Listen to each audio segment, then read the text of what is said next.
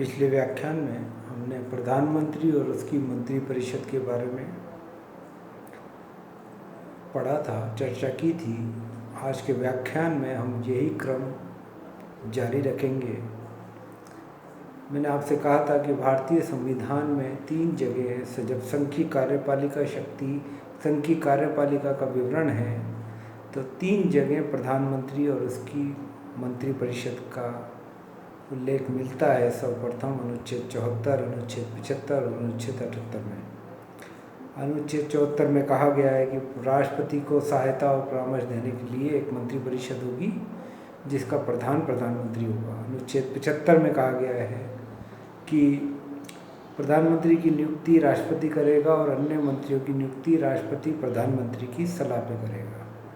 अनुच्छेद 78 में प्रधानमंत्री के कुछ कर्तव्य या दायित्व गिनाए गए हैं, जिसमें राष्ट्रपति को जो सूचना मांगी जाए राष्ट्रपति द्वारा, वो सूचना राष्ट्रपति को देगा। विधायन संबंधी या कार्यपालिका से संबंधित संघी, या राष्ट्रपति को समय समय पर विधान संबंधी या कार्यपालिका संबंधी प्रस्तावनाओं की समय समय पर सूचना देता रहेगा। या कोई ऐसा मुद्दा हो जिसमें किसी मंत्री ने विचार कर लिया हो लेकिन मंत्रिपरिषद के सम्मुख नहीं रखा हो, ऐसे किसी वो मामले को राष्ट्रपति मंत्रिपरिषद के सम्मुख रखवा सकता है, जिसके बारे में वो ये सोचे कि ये मुद्दा संपूर्ण मंत्रिपरिषद के परामर्श का विषय है। तो इस तरह अनुच्छेद 74, अनुच्छेद 75 और अनुच्छेद 78 में प्रधानमंत्री और उसकी मंत्रिपरिषद का उल्लेख है। और मैं आपको बता चुका था कि संसदात्मक प्रजातंत्र का अर्थ ही ये होता है कि वहाँ कार्यपालिका व्यवस्थापिका के प्रति उत्तरदायी होती है।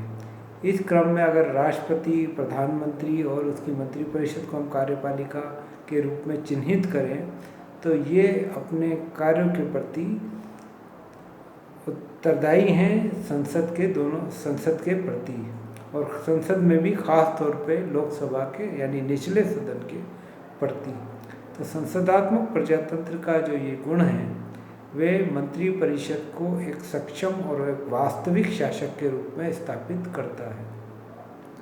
हम इस चीज़ को समझना चाहिए कि संसदात्मक प्रजातंत्र में हम एक व्यक्तियों के समूह को चुनते हैं, वह समूह देश की नीतियों के बारे में निर्णय करता है।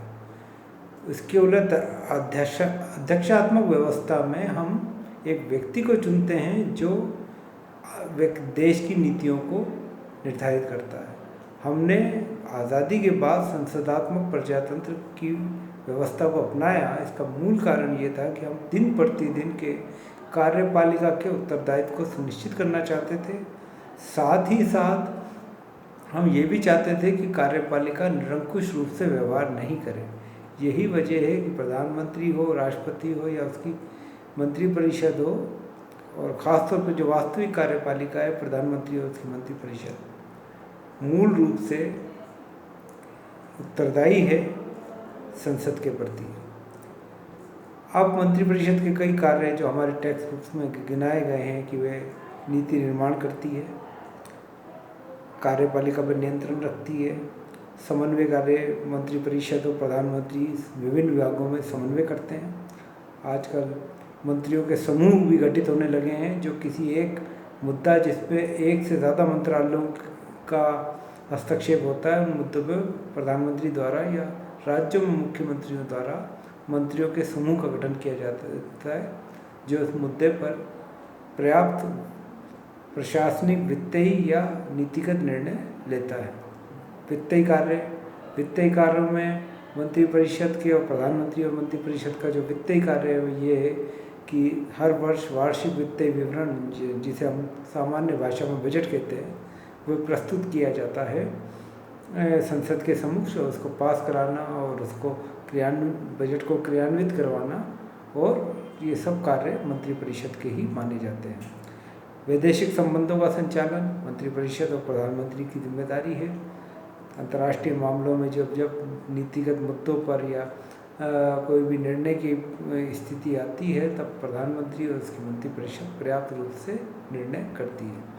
नियुक्ति, समस्त चाहे संवैधानिक नियुक्तियाँ हों, महान्यायवादी या सुप्रीम कोर्ट के जजेस या हाई कोर्ट के जजेस चुनना हो, तो इस मामले में जो या विभिन्न आयोग, योजना आयोग है या राष्ट्रीय अल्पसंख्यक आयोग है, राष्ट्रीय महिला आयोग है, राष्ट्रीय अनुसूचित जाति आयोग है, राष्ट्रीय अनुसूचित जनजाति आयोग है, राष्ट्रीय पिछड़ा वर्ग आयोग है, इन के अध्यक्षों और सदस्यों की नियुक्ति करना भी प्रधानमंत्री और मंत्रिपरिषद के दायरे में ही आता है।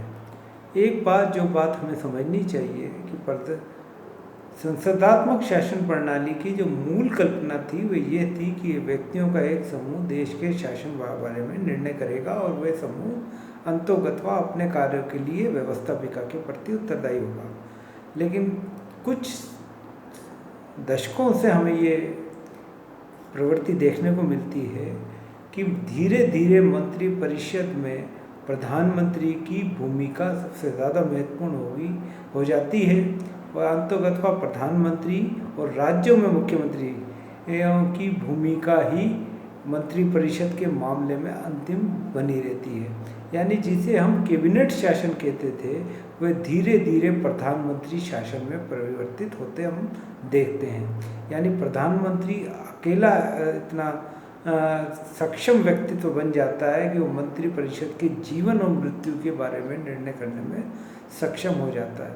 और ये भारत के संदर्भ में ये बात कहना सही नहीं होगा, बल्कि अगर हम पश्चिम के संदर्भ में देखें जहाँ से हमने संसदात्मक प्रजातंत्र को अपनाया है, ब्रिटेन में, वहाँ पर भी द्वितीय विश्व युद्ध के पश्चात द्वितीय विश्व युद्ध के दौरान जो गंभीर परिस्थितियाँ उत्पन्न हुई और चर्चिल का जो व्यक्तित्व था उसकी वजह से धीरे धीरे वहाँ पर भी कैबिनेट शासन प्रणाली या संसदात्मक शासन प्रणाली धीरे धीरे प्रधानमंत्री शासन प्रणाली में परिवर्तित हो गई। इसका कारण ये था प्रधानमंत्री का व्यक्तित्व और जल्दी निर्णय लेने की प्रक्रिया के कारण प्रधानमंत्री धीरे धीरे मंत्रिपरिषद के जीवन और मृत्यु के निर्णायक बन जाते हैं। इसी बारे में वॉल्टर वेजहार्ट ने अपनी पुस्तक द इंग्लिश कॉन्स्टिट्यूशन की जो प्रस्तावना में है उसमें R.H. क्रॉसमैन ने ये कहा कि युद्धोत्तर काल में कैबिनेट शासन प्रधानमंत्री शासन के रूप में बदल गया।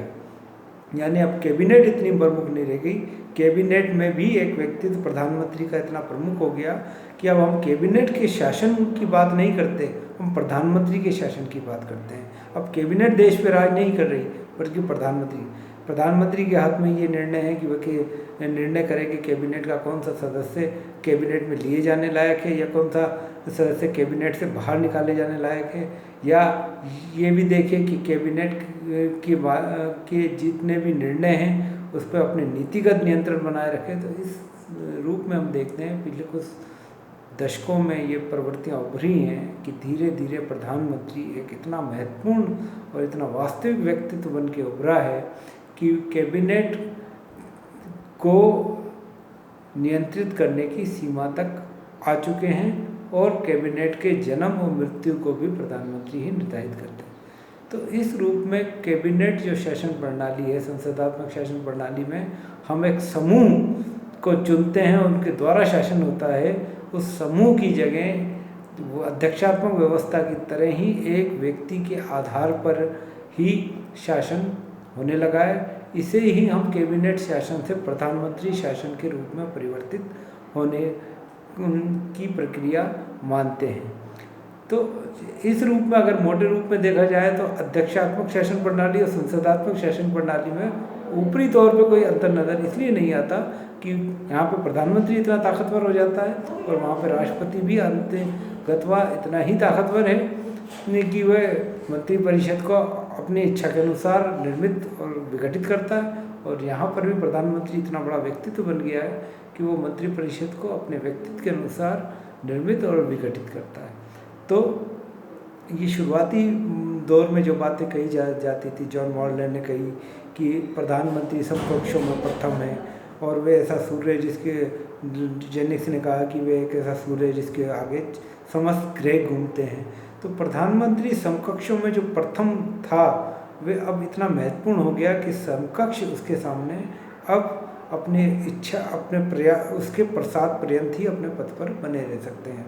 यानी आगे प्रधानमंत्री का व्यक्तित्व इतना ये एक शक्ति का केंद्र बन के उभरा है कि कैबिनेट की स्थिति दिन ब दिन गौण होती गई और प्रधानमंत्री ही मूल रूप से प्रमुख नीति निर्धारक और कार्यपालिका पर प्रमुख नियंत्रक साबित हुआ।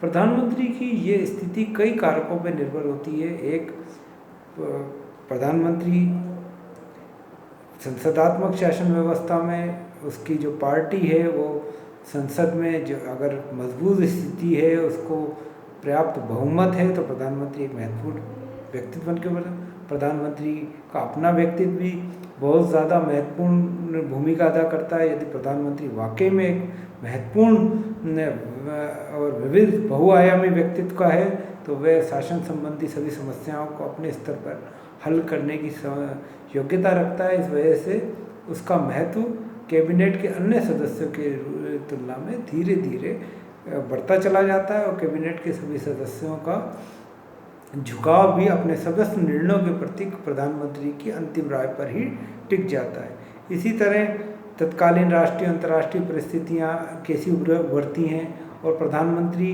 के नेतृत्व में कितने अच्छे ढंग से उन समस्याओं को से निपटा जाता है, ये भी प्रधानमंत्री की स्थिति को एक महत्वपूर्ण स्थिति बनाता है।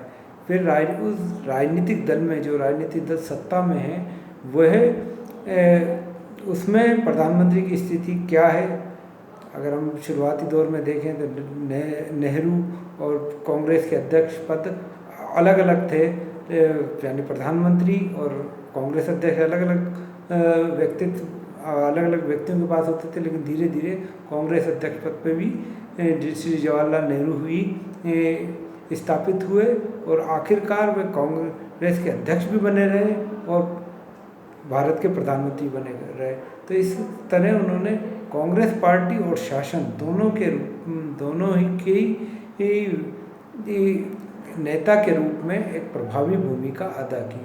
तो नेहरू काल में भी हम ये बात कहते हैं भारत के संदर्भ में कि नेहरू की जो योग्यता थी, अंतर्राष्ट्रीय मामलों में उनकी जो समझ थी, राष्ट्रीय आंदोलन का जो उनका व्यक्तित्व जो तब के निकला व्यक्तित्व था, वही वजह थी कि नेहरू की स्थिति एक स्कूल के टीचर की तरह थी और बाकी सारे मंत्रिमंडल के जो सदस्य थे उनके सामने उन छात्रों की तरह थे जिन्हें नेहरू समय समय पर महत्वपूर्ण सूचनाएं और नीतिगत निर्णयों के बारे में रूपरेखाएं तैयार करने को कहते थे। तो ये बड़ी महत्वपूर्ण चीज़ है कि हर संसदीय शासन प्रणाली आगे चलकर प्रधानमंत्री शासन प्रणाली में परिवर्तित हो जाती है, परंतु इसके लिए बहुत ज़रूरी और आवश्यक तत्व ये है कि इसमें प्रधानमंत्री का अपना व्यक्तित्व बहुत महत्वपूर्ण भूमिका। अगर प्रधानमंत्री का व्यक्तित्व बहुआयामी नहीं है, प्रधानमंत्री का दल लोकसभा में पर्याप्त बहुमत नहीं रखता है, तो प्रधानमंत्री से कोई बहुत ज़्यादा क्रांतिकारी भूमिका की उम्मीद हम नहीं करते। लेकिन जहाँ दोनों स्थितियों की अनुकूलता है वहाँ पर हमें ये देखने को मिला है संसदीय प्रजातंत्र में कि कैबिनेट शासन प्रणाली धीरे धीरे प्रधानमंत्री शासन प्रणाली के रूप में परिवर्तित होती चली गई।